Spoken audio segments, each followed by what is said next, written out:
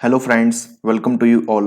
हम आज यहाँ पे डिस्कस करने वाले हैं SSC JEE electrical previous year के question paper.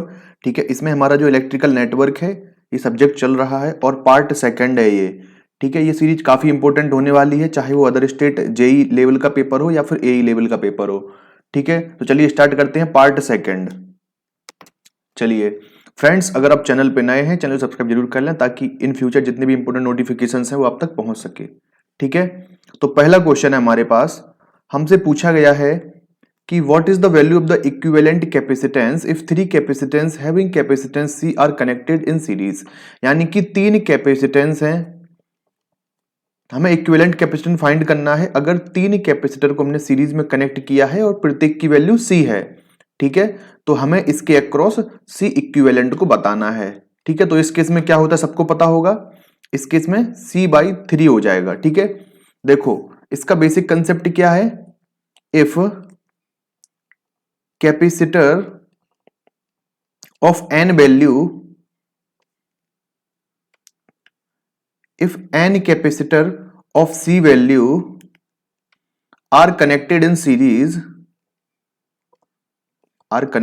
series, then R equivalent equal to C upon n। ठीक है, यानी कि उनकी कैपेसिटेंस की वैल्यू और अपॉन में क्या हो जाएगा, कितने नंबर ऑफ कैपेसिटर को हमने कनेक्ट किया है। तो यहाँ पे कैपेसिटेंस की वैल्यू C है सबकी, तो C लिख दिया हमने, और n की वैल्यू क्या है, n की वैल्यू 3 गिवन है क्योंकि तीन कैपेसिटर हमने कनेक्ट करे हैं, तो n की जगह 3 कर देंगे हम। तो जो C इक्विवेलेंट है यहाँ पे, R इक्विवेलेंट कर दिया सॉरी, जो C इक्विवेलेंट है यहाँ पर, जो C इक्विवेलेंट है वो कितना हो जाएगा, C/3 हो जाएगा। तो option B will be the right answer, that is C/3।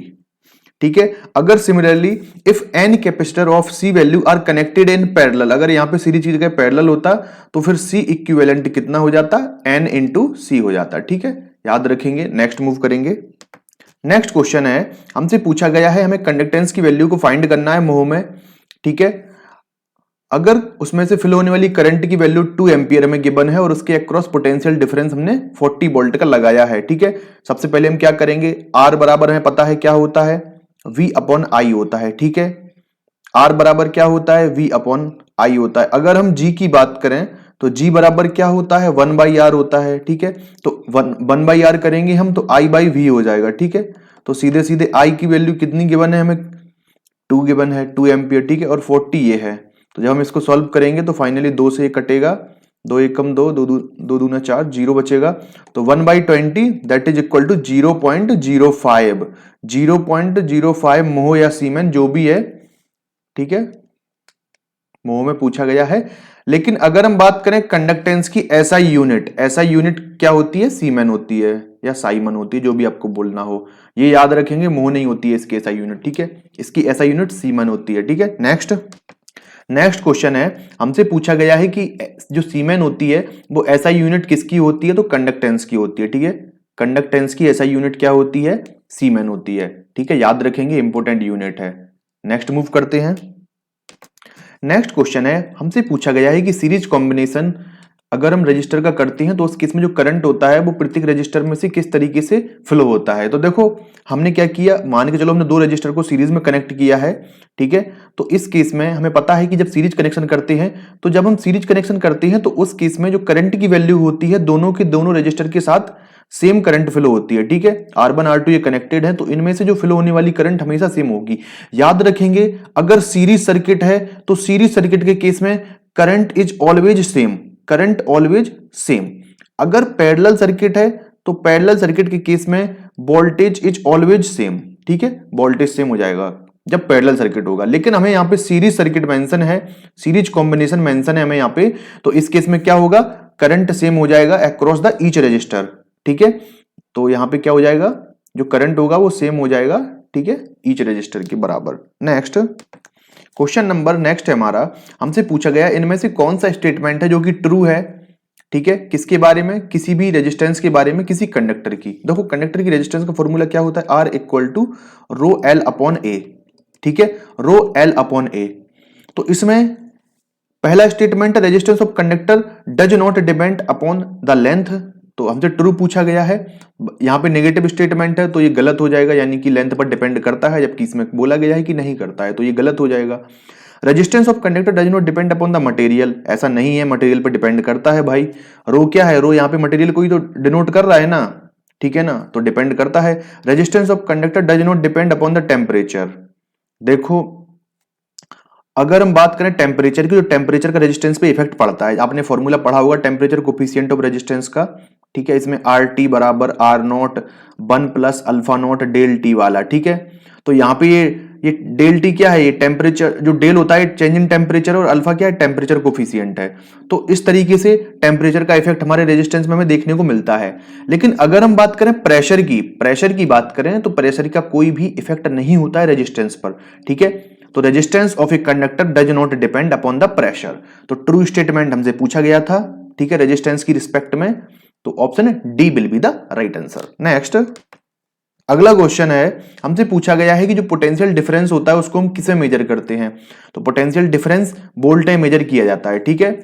चाहे पोटेंशियल डिफरेंस हो या फिर ईएमएफ हो, इलेक्ट्रोमोटिव फोर्स हो, दोनों की दोनों यूनिट वोल्ट ही होती हैं, ठीक है। फर्क सिर्फ इतना है कि पोटेंशियल जो डिफरेंस है हम किन्हीं भी दो पॉइंट के बीच में निकालते हैं, जबकि ईएमएफ क्या होता है, जो जनरेटेड जो बैटरी से निकला हुआ जो वोल्टेज होता है हम उसको ईएमएफ बोलते हैं, ठीक है। पोटेंशियल डिफरेंस सर्किट के अंदर किसी भी पॉइंट पर हो सकता है, किन्हीं भी दो पॉइंट के बीच में अगर हम वोल्टेज निकालते हैं तो उसको हम पोटेंशियल डिफरेंस बोल सकते हैं, ठीक है। तो option C will be the right answer, that is voltage difference is measured in volt. Next question है हमारा, हमसे पूछा गया है इनमें से कौन सा स्टेटमेंट सही है regarding the dimension of the inductance. यानी सिंपली हमें डायमेंशन के लिए बताना है कि इनमें से जो डायमेंशन गिवन है इनमें से इंडक्टेंस की डायमेंशन कौन सी होगी। तो देखो सबसे पहले हम बात करें इंडक्टेंस की डायमेंशन कैसे ड्राइव करेंगे, तो हमें पता है V इक्वल टू क्या होता है, L DI अपॉन dt, ठीक है, L DI बाई dt। अगर हम यहां से L निकालेंगे तो L इक्वल टू कितना आ जाएगा, V DI भी dt, देखो dt इस साइड मल्टीप्लाई हो जाएगा तो di नीचे आ जाएगा, ठीक है। तो ये हमारा L का वैल्यू निकल गया, ठीक है, यहां से हमने निकाल लिया। लेकिन अब हमें इसकी डायमेंशन को ड्राइव करना है, तो सबसे पहले हमें वोल्टेज की डायमेंशन पता होना चाहिए, ठीक है, वोल्टेज की डायमेंशन पता होना चाहिए। तो देखो सबसे पहले हम क्या करेंगे, हम वोल्टेज की डायमेंशन कैलकुलेट करते हैं, ठीक है, वोल्टेज की डायमेंशन। तो वोल्टेज बराबर में क्या होता है, voltage equal to dw upon dq, ठीक है। यानी कि एनर्जी और चार्ज के रेशियो को हम क्या कहते हैं, हम वोल्टेज कहते हैं। अब देखो एनर्जी पता होगा, एनर्जी क्या होता है, फोर्स इनटू डिस्टेंस, ठीक है, फोर्स इनटू डिस्टेंस या फोर्स इनटू डिस्प्लेसमेंट भी बोल सकते हैं, ठीक है। और Q बराबर क्या होता है, Q बराबर में चार्ज होता है। तो चार्ज को हम क्या लिख सकते हैं, I इंटू टी लिख सकते हैं, कोई दिक्कत नहीं। अब फोर्स की बात आती है तो फोर्स बराबर क्या होता है, मास इंटू एक्सीलरेशन ma, और डिस्प्लेसमेंट या डिस्टेंस जो भी है वो ऊपर आ गया, और I इंटू टी नीचे है हमारे पास। देखो अब हम इसको एम एल टी के फॉर्मेट में लिखेंगे। देखो मास इंटू एक्सेलरेशन, तो यहां से कितना मिलेगा, m हो जाएगा, ये l हो जाएगा, मीटर पर सेकंड स्क्वायर होगा, तो एम एल टी की पावर -2, ठीक है। और d की बात करें तो ये यहां पर हमें l मिल जाएगा 1, ठीक है। और आई टी की बात करें तो यहां पे i की जगह हम a लिख लेंगे, ठीक है, और t की जगह हमारा t ही रहेगा, ठीक है, क्योंकि t को हम t से ही डिनोट करते हैं। अब हम यहां से देखेंगे तो हमें वोल्टेज का कितना डायमेंशन मिलेगा, m l स्क्वायर t की पावर -2 पहले से था, नीचे वाला t भी ऊपर जाएगा तो -3 हो जाएगा, ठीक है, और a का इनवर्स हो जाएगा। तो कितना आ गया, m l स्क्वायर t की पावर -3 और a का इनवर्स, ठीक है, ये हमारी डायमेंशन आ गई। अब देखते हैं वोल्टेज की डायमेंशन हमने कैलकुलेट कर ली है। अब बेसिकली टाइम पता है, करंट की बस कुछ नहीं है, बस पुट कर देंगे इसको, इक्वेशन फर्स्ट बना लेते हैं। तो लिख लेते हैं by equation first. Equation first में कुछ नहीं है, v की वैल्यू पुट करने वाले हैं। तो L बराबर में v की वैल्यू हम ये पुट कर देंगे, जो डायमेंशन है v की, एम एल स्क्वायर टी की पावर -3 a की पावर -1। हमने ये क्या किया, हमने v की वैल्यू पुट कर दी है। अब dt है तो इसका t हो जाएगा यहाँ पे, ठीक है, और अपॉन में क्या हो जाएगा, i की जगह a रख देंगे हम यहाँ पे। अब हम यहां से देखेंगे, यहाँ पे हमें क्या मिलेगा, एम एल स्क्वायर टी की पावर -3 देखो यहां था, और t की पावर +1 यहां है, तो t की पावर -2 बचेगा हमारे पास, क्या बचेगा, -2 बचेगा, अंदर हमने मल्टीप्लाई कर दिया है। अब ये a नीचे है, जब ये ऊपर पहुंचेगा तो a इनवर्स हो जाएगा, तो यहाँ पे a की पावर -2 हो जाएगा, ठीक है।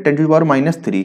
अगर हम यहां से देखेंगे तो -3 से -3 खत्म हो, +3 खत्म हो जाएगा और यहां से हमें कितना मिलेगा, 5 चौको 20, 200 इंटू 0.01, तो फाइनली यहां से 2 मिल जाएगा हमें। कितना आ जाएगा, 2 सेकंड जो है हमारा आंसर आ जाएगा। ठीक है, टाइम कांस्टेंट जो होता है उसकी वैल्यू सेकंड में हमेशा आती है, तो 2 सेकंड राइट आंसर हो जाएगा।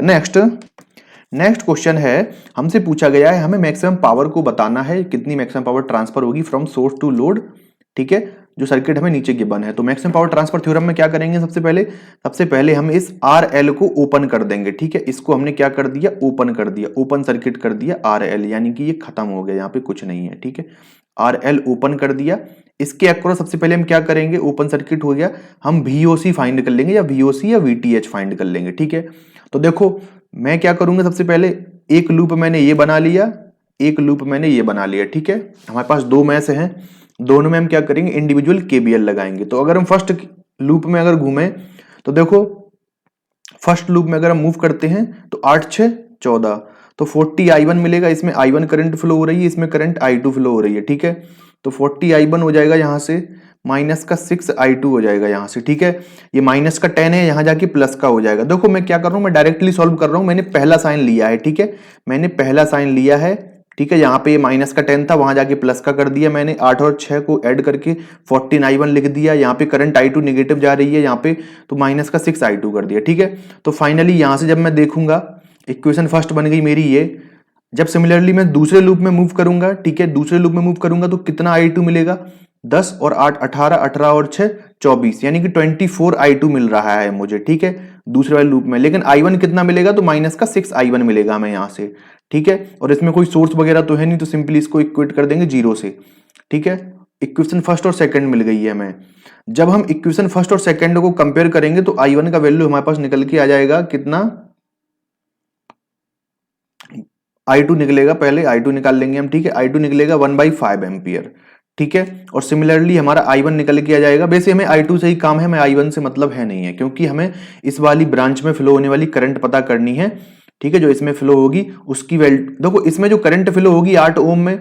ठीक है, 8 ओम में जो करंट फ्लो होगी, करंट और रेजिस्टेंस का हम प्रोडक्ट कर देंगे तो हमें VTH मिल जाएगा या VOC मिल जाएगा। तो VTH निकल के कितना आ जाएगा हमारा यहाँ से, VTH कितना निकल के आ जाएगा 8 इंटू 1/5, ठीक है, यानी कि 8/5 जो है हमारा VTH निकल के आ गया वोल्ट में।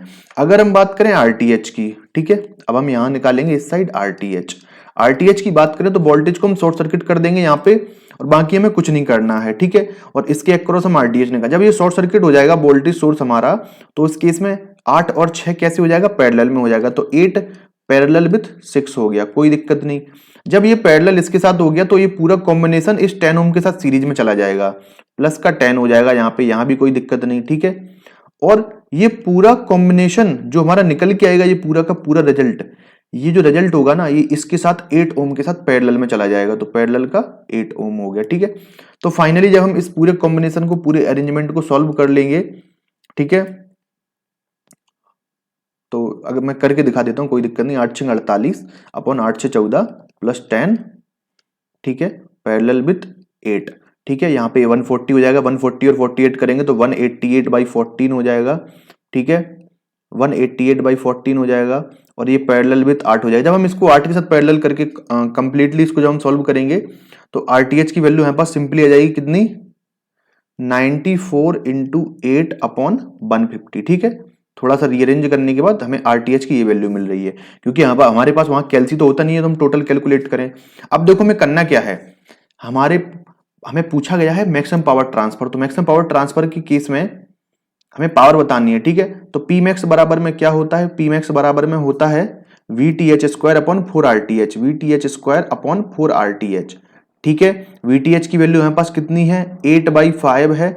RTH की बात करें तो RTH की वैल्यू 4 इंटू 94 इंटू 8/150 हो जाएगी, ठीक है, 8/5 का यहाँ पे स्क्वायर हो जाएगा। तो जब हम Pmax यहाँ से कैलकुलेट करेंगे इन दोनों की वैल्यू को पुट करने के बाद, तो 0.13 जो है हमारा आंसर आ जाएगा, ठीक है। स्पेस बहुत कम था क्योंकि सवाल थोड़ा सा लेंथी है, इसलिए मैंने थोड़ा सा बीच बीच में स्किप किया है, बाकी जो कंसेप्ट है उनको मैंने कहीं भी स्किप नहीं किया है। तो option B will be the right answer. Next question है, हमसे पूछा गया है हमें नॉर्टन रेजिस्टेंस को बताना है ओम में between the terminal A and B. जो हमारा ए और बी टर्मिनल है इसके अक्रॉस हमें क्या करना है, आर एन की वैल्यू को कैलकुलेट करना है। R N equal to R T H बराबर है। तो इस केस में क्या करेंगे, करंट सोर्स को हम ओपन सर्किट कर देंगे, कोई दिक्कत नहीं। वोल्टेज सोर्स को हम शॉर्ट सर्किट कर देंगे, यहां पे भी हमें कोई दिक्कत नहीं। तो जब हम इसको शॉर्ट सर्किट करेंगे तो हम देखते हैं यहाँ पे कि ये तीनों के तीनों एलिमेंट सीरीज में आ जाएंगे हमारे, ठीक है। तो कितना मिला हमें, 20 और 6 26, 26 मिल गया। तो बस 26 into 8 upon 26 plus 8 that is equal to R N. तो यहां से हम देखेंगे फाइनली 8 6 48, 8 दूनी 16, 16 और 4 20, 208, 26 और 8 34, 34। जब हम इसको सॉल्व करेंगे फाइनली तो हमारा आंसर आ जाएगा 6.11 यानी 6.11 ohm. That is value for the R N Norton resistance. Next question है, हमसे पूछा गया है हमें दिए हुए सर्किट में थेवेनिन वोल्टेज VTH को कैलकुलेट करना है और RTH को कैलकुलेट करना है, ठीक है, अक्रॉस 6 ओम, यानी कि इसके अक्रॉस कैलकुलेट करना है। तो बस कुछ नहीं करेंगे, इसको हम हटा देंगे, इसको हम गायब कर देंगे, ठीक है। ये ओपन सर्किट है, मान लिया इसका पोटेंशियल हमारा कितना है, VA है, इसका पोटेंशियल हमारा VB है, ठीक है, VA VB हमने पोटेंशियल मान लिया। तो देखो एक चीज तो आपको क्लियर दिख रही होगी, यहाँ पे जो VB है उसका पोटेंशियल डायरेक्टली हमें 20 वोल्ट मिल गया है, ठीक है, 20 वोल्ट हमें VB का पोटेंशियल डायरेक्टली मिल गया है। हमें बस VA का पोटेंशियल पता करना है, ठीक है। अगर हमें VA मिल जाएगा तो हम इनका डिफरेंस कैलकुलेट करके डायरेक्टली बता देंगे। तो VA को हमें कैलकुलेट करना है, तो एट नोड VA, ठीक है, नोडल एनालिसिस यूज करेंगे हम, नोडल एनालिसिस करके दिखाएंगे हम, ठीक है। VA माइनस 40 अपॉन 8 और 4 कितना हो जाएगा, 12 हो जाएगा, plus VA minus 10/2 equal to 0। 12 से पूरे मल्टीप्लाई कर देते हैं हम, तो VA minus 40 plus 6 VA minus 60 equal to 0। तो यहां से हम देखेंगे 7 VA इक्वल टू कितना आ गया, 100 आ गया। तो VA की वैल्यू हमें कितनी मिल जाएगी, 100/7 वोल्ट। तो VA की वैल्यू हमें कितनी, 100/7 वोल्ट मिल गई है, और VB की वैल्यू हमारे पास कितनी है, 20 वोल्ट है। तो VTH हम इसी के अक्रॉस तो निकालेंगे, VTH इक्वल टू कितना हो जाएगा, दोनों का डिफरेंस निकाल देंगे, VB माइनस VA कर देंगे, ठीक है। तो BB की वैल्यू 20 है, माइनस का 100/7 है, तो यहां से हम देखेंगे 140, 7 दूना 14, 140 माइनस 100 दैट इज 40/7, ठीक है ना। तो 40/7 जो है हमारा अभी हमें मिल गया है, ठीक है, VTH का वैल्यू। तो जब हम इसको सॉल्व करेंगे तो 7×6 = 42, 7×5 = 35, तो 5 बार गया यहाँ पे, ठीक है, फिर से 5 मिल गया हमें, तो 7×7 = 49, ठीक है। 49 के बाद फिर 1 मिला हमें, तो लगभग अगर हम देख रहे हैं इसमें जो 5.7, अगर हम ऑप्शन को देखें तो ऑप्शन ए हमारा मैच कर रहा है यहाँ पे, ठीक है। अगर RTH निकालना है तो ठीक है, वरना कोई निकालने की जरूरत नहीं है, क्योंकि हमारा एक ऑप्शन मैच कर जाता है, फिर हमें इतनी प्रॉब्लम नहीं फेस करनी पड़ती है। अगर हम RTH कैलकुलेट करें, देखो अगर हम RTH को भी कैलकुलेट करें तो RTH हम इसके क्रॉस कैलकुलेट करेंगे, ये शॉर्ट हो जाएगा, ये भी शॉर्ट हो जाएगा, ये भी शॉर्ट हो जाएगा। जब ये शॉर्ट हो जाएगा तो ये 8 ओम का रजिस्टर है, इसका इफेक्ट खत्म हो जाएगा, ठीक है, क्योंकि ये शॉर्ट सर्किट हो गया। अब जब हम इनकी बात करें तो इसके साथ 8 और 4 12 हो गया, 12 हो गया, ये दोनों सीरीज में आ जाएंगे, और इन सीरीज कॉम्बिनेशन के साथ जो 2 ओम का रजिस्टर होगा ये पैरेलल में आ जाएगा, ठीक है। तो इंटू 2 करके 12 + 2 कर देंगे यहाँ पे, तो 12 दूनी 24 बटे 12 और 2 14, तो यहाँ पे देखेंगे तो 1.71 हमारा जो है RTH का वैल्यू निकल जाएगा, that is option A will be the right answer. Next question है हमारा, हमसे पूछा गया what will be the value of the current in ampere through the 6 ohm resistor, ठीक है। जो हमारा 6 ओम का रजिस्टर है ये दिख रहा है आपको, इसमें से जो I का वैल्यू होगा वो I का वैल्यू कितना होगा, यानी I कितना करंट फ्लो करेगा इस केस में। तो कुछ नहीं है, सिंपली सीधे से हम इस ए नोड पर क्या कर देंगे, हम नोडल एनालिसिस लगा देंगे। तो सिंपली देखो इसका पोटेंशियल हमने VA मान लिया, कोई दिक्कत नहीं, तो VA - 40/2 plus VA/4 plus VA/16 that will be equal to 0। पूरे में 16 से मल्टीप्लाई कर देते हैं तो कितना मिलेगा, 8 VA हो गया, माइनस का जस्ट वेट, ओके, तो यहां पे कितना 8 से मल्टीप्लाई होगा तो 8 चौको 32, 320 हो जाएगा, प्लस 4 VA प्लस यहाँ पे VI मिलेगा हमें, ठीक है, क्योंकि 16 से 60 कैंसिल हो जाएगा, मल्टीप्लाई कर दिया हमने 16 से ऊपर, ठीक है। यहां से हम देखेंगे 8 4 12, 12 और 1 13, 13 VA इक्वल टू कितना 320 आ गया। तो यहां से VA का वैल्यू कितना मिल गया हमें 320/13। तो इसमें से अगर हम करंट की वैल्यू की बात करें, देखो हमें यहाँ का पोटेंशियल पता लग गया कितना है, 320/13 वोल्ट का जो यहाँ पे जो पोटेंशियल है हमें मिल गया, ठीक है। अगर हम बात करें करंट की तो सिंपली जो करंट हो जाएगा वो कितना हो जाएगा, VA/10 + 6 यानी कि 16, ठीक है। तो VA का वैल्यू हमें पता है कितना है 320/13, ठीक है, और मल्टीप्लाई में 16 भी हो जाएगा यहीं पे, ठीक है। तो 16 दूना 32 हो गया, 20 बचेगा, तो 20/13 जब हम करेंगे एम्पियर में तो इसका जो आंसर है 1.54, ठीक है, 1.54 एम्पियर जो है हमारा करंट की वैल्यू आ जाएगी।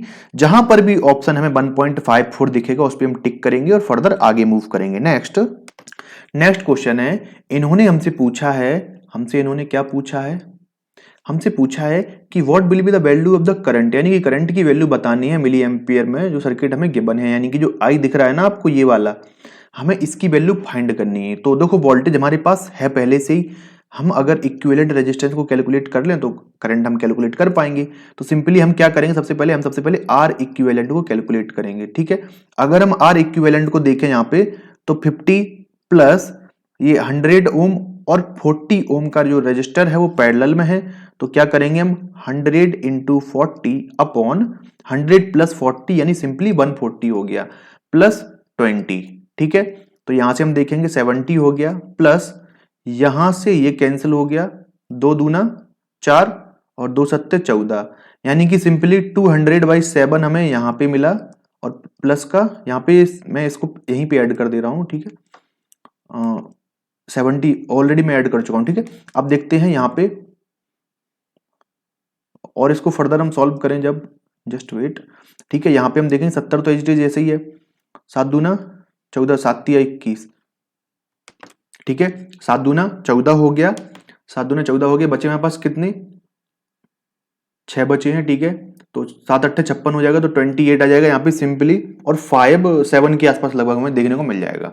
तो यहाँ से हम देखेंगे कितना आ गया 98.57, जो आर इक्विवेलेंट की वैल्यू है वो इतनी मिल गई हमें। ठीक है, अब देखते हैं हम आई की वैल्यू। तो आई बराबर में कितना होगा V अपॉन आर, दैट इज 10 अपॉन 98.57। देखो 98.57 नीचे है, ठीक है, और ऊपर कितना है, ऊपर 10 है। ठीक है, ऊपर कितना है, 10 है। तो जब हम इसको सॉल्व करेंगे तो हमारा जो आंसर आएगा वो आएगा 0.101, ठीक है, एम्पियर। इसको अप्रोक्सीमेट वैल्यू लेकर हम सॉल्व कर सकते हैं। ठीक है, इसको अप्रोक्सीमेट वैल्यू लेकर भी हम सॉल्व कर सकते हैं। तो आप जब इसको सॉल्व करेंगे फाइनली तो 0.101 हमारा आंसर आ जाएगा। नेक्स्ट क्वेश्चन है हमारा, हमसे पूछा गया है what will be the value of the voltage across the register R2। जो R2 हमें गिवन है, इसके अक्रॉस जो वोल्टेज होगा वो कितना होगा, हमसे पूछा गया। तो सिंपली वोल्टेज डिवीजन रूल लगा देंगे हम। तो 20 और जिसके अक्रॉस वोल्टेज कैलकुलेट करना है उसका रेजिस्टेंस मल्टीप्लाई में दोनों, और दोनों जो टोटल रेजिस्टेंस है उसको हम ऐड कर देंगे। ठीक है, तो 20 प्लस 40। तो अगर हम यहां से देखेंगे तो 4 दूना 8, 800 हो गया, अपॉन 4 2 6, दैट इज 60। तो जब हम इसको सॉल्व करेंगे 6 एकम 6, बची 2, 6 तिया 18, 13.33 जो है option B will be the right answer, that is 13.33। Next हमसे पूछा गया है कि जो सोर्स रेजिस्टेंस होता है किसी आइडियल वोल्टेज सोर्स के लिए वो कितना होता है। तो इट इज ऑलवेज 0। ठीक है, हमारा जो सोर्स है, वोल्टेज सोर्स है, जो हम कुछ इस तरीके से बनाते हैं प्रैक्टिकली। ठीक है, लेकिन आइडियली हम क्या चाहते हैं, आइडियली हम चाहते हैं कि ये जो रजिस्टर इंटरनल रेजिस्टेंस है ना, इसकी वैल्यू 0 हो जाए, ताकि मैक्सिमम टू मैक्सिमम वोल्टेज हमें टर्मिनल पर मिले। ठीक है, अगर हम बात करें किसकी, करंट सोर्स की, तो करंट सोर्स के साथ प्रैक्टिकली हम क्या करते हैं, एक पैरेलल रजिस्टर कनेक्ट करते हैं। ठीक है, लेकिन हम आइडियली क्या चाहते हैं, ये जो रजिस्टर है ना इंटरनल, ये इनफाइनाइट हो जाए, क्योंकि जब ये इनफाइनाइट हो जाएगा तो इसमें कोई करंट का फ्लो नहीं होगा, तो पूरा का पूरा मैक्सिमम टू मैक्सिमम करंट हमें टर्मिनल पे मिलेगी। यानी कि हमें क्या करना है, हमें टर्मिनल पे मैक्सिमम वोल्टेज और मैक्सिमम करंट चाहिए। तो टर्मिनल पे मैक्सिमम वोल्टेज हमें कब मिलेगा, जब इंटरनल रेजिस्टेंस 0 हो जाएगी, और टर्मिनल पे मैक्सिमम करंट हमें कब मिलेगा, जब इंटरनल रेजिस्टेंस इनफाइनाइट हो जाएगी। सिंपल है। तो यहाँ पे वोल्टेज सोर्स पूछा गया था, तो वोल्टेज सोर्स के केस में जो इंटरनल रेजिस्टेंस होती है उसकी वैल्यू 0 होती है। ठीक है, नेक्स्ट क्वेश्चन है हमारा, हमसे पूछा गया है इनमें से कौन सा ऐसा लॉ है जो बेस्ड है किस पर, principle of conservation of electrical charge पर, यानी कि जो विद्युत आवेश के संरक्षण के सिद्धांत पर आधारित है। तो भाई KCL, किरचॉफ करंट लॉ। अगर ये यहां पे मेंशन नहीं होता तो एक तरीके से इसको और पूछ लेते हैं, तो किरचॉफ फर्स्ट लॉ के नाम से भी इसको पूछ लेते हैं कई बार। तो याद रखेंगे किरचॉफ का जो फर्स्ट नियम है वही हमारा कौन सा है, किरचॉफ करंट लॉ, या KCL भी लिखकर आ सकता है। तो किरचॉफ करंट लॉ हमेशा क्या बताता है, कंजर्वेशन ऑफ इलेक्ट्रिकल चार्ज। ठीक है, याद रखेंगे। नेक्स्ट क्वेश्चन है हमारा, हमसे पूछा गया है कि जो एल्जेब्रिक सम है सभी वोल्टेज का अराउंड एनी क्लोज पाथ, ये कितना होना चाहिए। ठीक है, जो एल्जेब्रिक सम है सभी वोल्टेज का, एल्जेब्रिक सम, ठीक है, समझते होंगे आप, पॉजिटिव नेगेटिव सबका हम एडिशन कर रहे हैं एक तरीके से।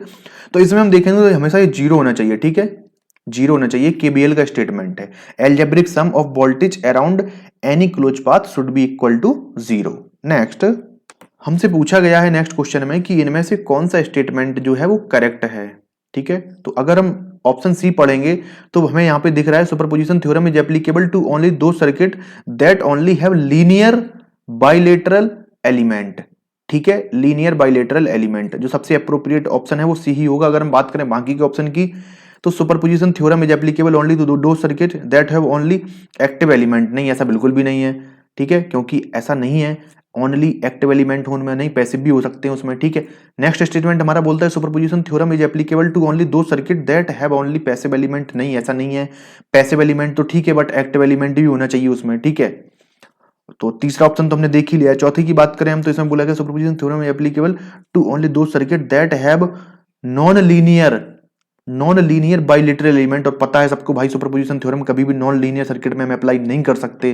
ठीक है, तो simply option C will be the right answer, superposition theorem is applicable to only दो सर्किट दैट हैव लीनियर, समझिए, लीनियर बाइलेटरल एलिमेंट। ठीक है, ये इसके की पॉइंट हैं दोनों के दोनों। नेक्स्ट क्वेश्चन नंबर नेक्स्ट है हमारा, हमसे पूछा गया है हमें पावर डिलीवर बताना है वॉट में, कि करंट सोर्स जो गिवन है, ये करंट सोर्स है, ये कितना पावर दे रहा है, ये कितना पावर दे रहा है हमें बताना है। तो देखो अगर हम इसकी पावर निकालनी है तो सिंपली अगर हम इसके अक्रॉस हम वोल्टेज निकाल लें, इसके अक्रॉस हम अगर वोल्टेज निकाल लें तो वोल्टेज में करंट से मल्टीप्लाई करके हम पावर निकाल लेंगे। ठीक है, सिंपल है। अब हम देखते हैं इनके अरेंजमेंट को, तो देखो ये दोनों के दोनों पैरेलली कनेक्ट हैं, ये दोनों के दोनों भी पैरेलली कनेक्ट हैं, और ये जो पैरेलल कॉम्बिनेशन है ये सीरीज में है। तो बस सिंपली हम क्या करेंगे, सबसे पहले आर इक्विवेलेंट को ही निकाल लेते हैं। ठीक है, आर इक्विवेलेंट को निकाल लेते हैं पूरा का पूरा।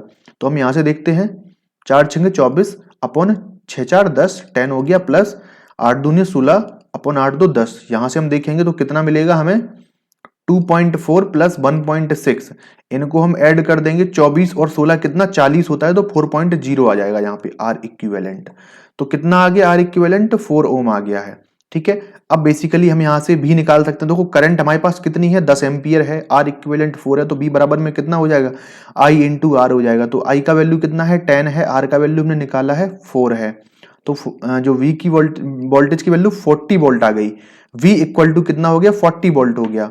अब बस पावर ही तो कैलकुलेट करना है, बस पावर आसानी से हम कर सकते हैं।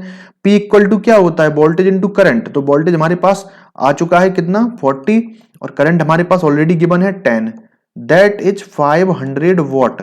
कितनी 500 watt, 500 watt, that is option C will be the right answer. Next question है हमारा, हमसे पूछा गया है कि दिए गए सर्किट में जो करंट फ्लो हो रही है आई, उसकी वैल्यू बतानी है एम्पियर में हमें। ठीक है, तो आई का वैल्यू हमें पता करना है। तो देखो अगर हम इन दोनों रजिस्टर को देखें यहाँ पे, तो दोनों के दोनों पैरेलल में है और सेम रेजिस्टेंस है, तो इनका इफेक्टिव कितना बन जाएगा 4 ओम बन जाएगा। ठीक है, पैरेलल में अगर दो रेजिस्टेंस कनेक्ट होती हैं तो उनकी वैल्यू हाफ हो जाती है, जब उनकी वैल्यू सेम होती है तब। तो 4 ओम ये हो गया और 4 ओम ये हो गया और 2 ओम ये हो गया, तो 4 और 4 8 और 2 10, यानी कि कितना आर इक्विवेलेंट की बात करें तो 10 ओम का आर इक्विवेलेंट हमें मिल गया। वोल्टेज की वैल्यू 40 वोल्ट गिवन है, आई बराबर में कैलकुलेट करना है, आई बराबर में V by R, that is 40 by 10, that is equal to 4 ampere. Then option B will be the right answer. Next question है हमारा, हमसे पूछा गया है हमें डिटरमाइन करना है पावर को किसी लैंप के लिए। ठीक है, उसकी जो वोल्टेज रेटिंग है 220 वोल्ट है और लैंप का रेजिस्टेंस कितना है, आर बराबर में गिवन है 100 ओम। तो हमें सिंपली वी बराबर मेंशन है कितना 220 वोल्ट और आर बराबर मेंशन है हमें कितना 100 ओम। हमें पावर निकालना है, सिंपली पावर इक्वल टू क्या होता है V square by R, that is 220 into 220 upon 100। ठीक है, यहां से 2 जीरो कैंसिल हो जाएंगे और 22 दूना 44, 22 दूना 44 और 4 48। ठीक है, 484 वॉट जो है हमारा राइट आंसर हो जाएगा, that is option C will be the right answer. Option C will be the right one. Next question है, हमसे पूछा गया है कि जो इक्विवेलेंट इंडक्टेंस होगा मिली हेनरी में सर्किट के लिए वो कितना होगा। देखो सिंपल सी बात है, अगर हम इक्विवेलेंट इंडक्टेंस निकाले, इक्विवेलेंट रेजिस्टेंस निकाले, चीज लगभग सब एक ही होती है। ठीक है, इसमें पोलैरिटी तो कहीं मेंशन है नहीं है, तो नॉर्मली हम इसको रेजिस्टेंस की तरह सॉल्व करेंगे। अब इसमें आप एक चीज ये देखो करंट के फ्लो के हिसाब से हम डिसाइड करते हैं कि किसका इंडक्टेंस कितना है या किसका रेजिस्टेंस कितना है। अगर करंट इस साइड से फ्लो होगा तो आप देख सकते हैं यहाँ पे 20 मिली हेनरी मिला, ये चला गया। यहाँ पर दो तरीके से करंट जा सकता है, ऐसे जा सकता है, ऐसे भी जा सकता है, तो करंट फर्दर ऐसे चलता चला जाएगा। लेकिन अगर हम दूसरे पाथ की बात करें तो इसमें कोई रेजिस्टेंस या फिर कोई इंडक्टेंस है ही नहीं, तो ये सीधे चला जा रहा है, सीधे जा रहा है। इस तरीके से केवल हमें L4 बराबर 40 मिली हेनरी मिल रहा है, जो कि इक्वल है L इक्विवेलेंट के। अब ये कैसे हुआ, क्यों हुआ, आप समझ गए होंगे, क्योंकि करंट हमेशा क्या करता है, लो रेजिस्टेंस या लो इंडक्टेंस या लो इंपीडेंस का पाथ फॉलो करता है। तो यहाँ पे इसको पूरे सर्किट में इस पॉइंट से लेके इस पॉइंट के बीच में कोई रेजिस्टेंस मिल ही नहीं रही है, कोई इंपीडेंस मिल ही नहीं रहा है, तो भाई ये यहीं से फॉलो करेगा ना, ये ऊपर से जाएगा ही नहीं। तो इस केस में 40 millihenry, that will be the right answer. Next question है, हमसे पूछा गया इनमें से कौन सा मटेरियल है जिसकी जो रेजिस्टिविटी है बहुत ज्यादा हाई होती है, हाईएस्ट रेजिस्टिविटी होती है। तो सबको पता होगा इंसुलेटर। ठीक है, इंसुलेटर की रेजिस्टेंस बहुत हाई होती है। रेजिस्टेंस कब हाई होती है, जब हम उसमें हाई रेजिस्टिविटी प्रॉपर्टी का मटेरियल यूज करते हैं। सिंपली इनडायरेक्टली मैंने बोला है, डायरेक्टली बोले हैं सिंपली, तो हाई रेजिस्टिव मटेरियल हम इंसुलेटर में यूज करते हैं, इसीलिए इसकी रेजिस्टिविटी हाई हो जाती है। तो option A will be the right answer. Next question है, हमसे पूछा गया है हमें रेजिस्टेंस की वैल्यू बतानी है ओम में। ठीक है, कोई सिलेंड्रिकल वायर है, इसकी लेंथ गिवन है हमें कितनी, 4 मीटर। लिखते चलते हैं डेटा को। एल बराबर कितना है, 4 मीटर है। डायामीटर की बात करें डी बराबर में 0.2 मीटर है। और रजिस्टिविटी वायर की हमें कितनी मेंशन है, 0.4 ओम मीटर। रजिस्टिविटी की बात करें, रो की बात करें हम, तो रजिस्टिविटी 0.4 ओम मीटर हमें मेंशन है। तो बेसिकली हमें रेजिस्टेंस की वैल्यू कैलकुलेट करके बताना है। तो हमें पता है आर इक्वल टू क्या होता है, रो इंटू एल अपॉन ए। ठीक है, तो रो की वैल्यू 0.4 है, एल की वैल्यू हमारे पास कितनी है, 4 मीटर है। एल की वैल्यू कितनी है, 4 मीटर ही है। ठीक है, अगर हम ए की बात करें तो 0.4 हमें रो की बात, सॉरी ए की बात डायमीटर के बने में। ठीक है, यहाँ पे तो इसमें फॉर्मूला लगेगा पाई डी स्क्वायर अपॉन 4, पाई डी स्क्वायर अपॉन 4। तो यहाँ पे ऊपर हम देखेंगे तो 1.6 हो जाएगा, 4 चौको 16 हो जाएगा। और नीचे बात करें तो पाई इंटू डायामीटर कितना है, 0.2 मीटर है, 0.2 का स्क्वायर हो जाएगा, अपॉन 4 है, 4 को हम ऊपर भेज देंगे। ठीक है, 16 चौको 64, तो 6.4 अपॉन पाई इंटू 2 दूना 4, तो 0.04। ठीक है, यहां पर ये बचेगा। जब हम इसको फर्दर फाइनली सॉल्व कर लेंगे तो लगभग हमें 51 के आसपास जो है वैल्यू मिल जाएगी। Then option D will be the right answer. Next question है हमारा, हमसे पूछा गया है कि रेजिस्टेंस की वैल्यू ओम में कितनी होगी। ठीक है, जब इसमें डिसिपेटेड पावर और करंट की वैल्यू हमें गिवन है कितनी, 12 वॉट और 2 एम्पियर की। तो रेजिस्टेंस की वैल्यू कितनी होगी, तो हमें देखो वैल्यू गिवन है, करंट गिवन है, तो बेसिकली P बराबर में आई स्क्वायर आर के फॉर्मूले से हमें रेजिस्टेंस की वैल्यू कैलकुलेट करनी है। तो P कितना गिवन है, 12 गिवन है। आई स्क्वायर की बात करें तो 2 का स्क्वायर हो जाएगा, इंटू आर हो गया। ठीक है, यहां से हम देखें तो 12/4 that is equal to R. तो यहां से हम देखेंगे 4 तिया 12 that is R equal to 3 ohm. तो आर की वैल्यू कितनी, 3 आ गई है। नेक्स्ट क्वेश्चन है हमारा, हमसे पूछा गया है कि जो ओम होता है वो किसकी एसआई यूनिट है। तो सबको पता है ओम किसकी एसआई यूनिट है, ओम रेजिस्टेंस की एसआई यूनिट है। इंडक्टेंस की बात करें तो इंडक्टेंस की एसआई यूनिट हेनरी है। और अगर कंडक्टेंस की बात करें जी, ठीक है, कंडक्टेंस की बात करें तो सबसे पहले कैपेसिटेंस को देख लेते हैं, फैराड है इसकी। ठीक है, फैराड।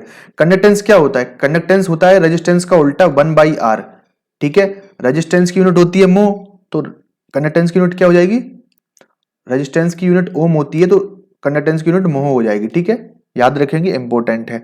लेकिन अगर बात करें इसकी एसआई यूनिट की, तो वो सीमेन होती है। ठीक है, या साइमन, जो भी आपको बोलना हो। एसआई यूनिट ये काफी इंपॉर्टेंट है। अगर रेजिस्टेंस की एसआई यूनिट की बात करें तो ये होती है ओम, लेकिन अगर कंडक्टेंस की एसआई यूनिट की बात करें तो ये सीमेन होती है। ऐसा नहीं है कि मोह लगा दो तुम, नहीं, एसआई यूनिट एसआई ही होती है, सीमेन ही मानेंगे हम उसको। ठीक है, तो ये इंपॉर्टेंट पॉइंट हमने कवर कर लिया। नेक्स्ट हमसे पूछा गया है अगला क्वेश्चन, ऐसा पूछा गया है कि ऐसी कौन सी प्रॉपर्टी है, किस इलेक्ट्रिकल कंडक्टर की प्रॉपर्टी है जो अपोज करता है उसमें से फ्लो होने वाले करंट का। तो देखो इस प्रॉपर्टी को हम क्या कहते हैं, इसको हम रेजिस्टेंस कहते हैं। ठीक है, रेजिस्टेंस वो प्रॉपर्टी होती है किसी कंडक्टर की जिसमें से ये इसमें फ्लो होने वाले करंट का अपोज करता है। ठीक है, अपोज करता है। ठीक है, नेक्स्ट अगला क्वेश्चन है, हमसे पूछा गया है कि व्हाट विल बी हैपन, यानी कि क्या होगा इंडक्टेंस में यदि हम नंबर ऑफ टर्न की कॉइल को डिक्रीज कर दें। यानी कि जो एल होता है इंडक्टेंस है हमारा, इंडक्टेंस में हम कॉइल को डिक्रीज कर दें, अगर उसकी कुछ कॉइल को हटा दें तो उस पे जो इंडक्टेंस है उसका क्या इफेक्ट पड़ेगा इंडक्टेंस पर। तो L directly proportional to N square होता है, एन यानी नंबर ऑफ टर्न्स। अगर हम नंबर ऑफ टर्न्स को थोड़े से कम करेंगे ना तो जो एल है ना ये बहुत ज्यादा कम हो जाएगा। तो यानी कि सिंपली बताएं तो एल की वैल्यू क्या कर जाएगी, डिक्रीज कर जाएगी। ठीक है, बी ऑप्शन राइट हो जाएगा। नेक्स्ट नेक्स्ट है हमारा, हमसे पूछा गया है हमें लोड रेजिस्टेंस की वैल्यू को बतानी है किसी सर्किट के लिए जब मैक्सिमम पावर ट्रांसफर हो रहा है। ठीक है, उस केस में जो सोर्स है उसकी वैल्यू 50 वोल्ट है और जो लोड है उसके अक्रॉस जो पावर है वो 25 वॉट है। तो सिंपली मैक्सिमम पावर ट्रांसफर जो थ्योरम है उसका फॉर्मूला यूज करेंगे, पी मैक्स बराबर में VTH का स्क्वायर अपॉन 4 RTH या RL। ठीक है, कुछ भी ले सकते हैं हम। तो VTH की वैल्यू हमें कितनी मेंशन है, जस्ट वेट, इस साइड करना पड़ेगा हमें क्योंकि हमें यहां साइड वहां साइड ही भगाना पड़ सकता है डेटा को। तो 25 ये हो गया, VTH का स्क्वायर कितना हो जाएगा, 50 वोल्ट का है तो 50 स्क्वायर हो जाएगा अपॉन 4 इंटू RL हमें चाहिए है। ठीक है, तो आर एल इस साइड हम लेके आ जाते हैं, तो 25 का 5 का स्क्वायर करेंगे 25 हो जाएगा, डबल जीरो एजिटेज, और ये वाला 25 चौका 100, 100 नीचे चला जाएगा, इससे 2 जीरो से 2 जीरो कैंसिल हो जाएंगे, तो आर एल का वैल्यू सिंपली हमें 25 ओम मिल गया। That is option D will be the right answer. Next question है हमारा, हमसे पूछा गया है हमें थेवेनिन इक्विवेलेंट रेजिस्टेंस को कैलकुलेट करना है ए और बी टर्मिनल के अक्रॉस। यहां पर हमें आरटीएच कैलकुलेट करना है, ठीक है। थेवेनिन इक्विवेलेंट रेजिस्टेंस के बारे में बात करी गई है, तो यहाँ पे हमें आरटीएच करना है कैलकुलेट। अब देखते हैं आरटीएच कैलकुलेट करेंगे तो ये शॉर्ट सर्किट हो जाएगा, voltage source will be short circuit and current source will be open, ठीक है। अब देखो इस केस में अगर हम देखें, इस पॉइंट से अगर हम देखें तो इस साइड देखते हैं, तो यहाँ पे देखो ये दोनों के दोनों कैसे हैं, पैरेलली कनेक्ट हैं, और ये भी दोनों पैरेलली कनेक्ट हैं, ठीक है। तो इनका जो इफेक्टिव मिलेगा हमें 4/2 यानी कि 2 ओम ये हो जाएगा। इस केस में इसको देखेंगे तो 2/2 दैट इज 1 ओम हमें यहां मिल जाएगा, ठीक है। और ये 6 ओम हमें यहां मिल रहा है, यानी कि जो 3 ओम है इस साइड ये सीरीज में, ये दोनों सीरीज में कनेक्ट है, वो 6 ओम के साथ पैरेलली कनेक्ट है। तो आरटीएच इक्वल टू कितना हो जाएगा, 3 ohm parallel with 6 ohm, that is 6 तिया 18/9 2 ओम। आरटीएच की वैल्यू कितनी आ गई है, 2 ohm, that is option B will be the right answer. चलिए फ्रेंड्स, बाकी के क्वेश्चंस हम अगले पार्ट में कवर करने वाले हैं। अगर लेक्चर आपको अच्छा लगा है तो चैनल को सब्सक्राइब जरूर कर लें, और आप वीडियो को लाइक करें, और आपकी कोई क्वेरी है तो कमेंट करके कमेंट सेक्शन में बता सकते हैं। Thanks for watching and God bless you all.